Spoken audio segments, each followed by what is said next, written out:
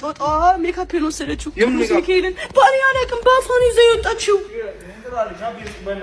በእናታችሁ የሆነ ነገር ይዛ ሄደች ከዚህ ጋር። ኧረ ጉድ ጋይስ እንደምንድን ነው ያልከው? እንደ ቻንድራ አመጣልሻለሁ። ብቻ ቻንድራ በይስለው ቻንድራ ኩሉን ይዛል። እስኪ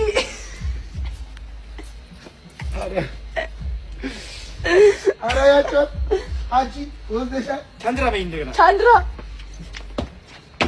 እንደገና ድገሚው አንዴ ቻንድራ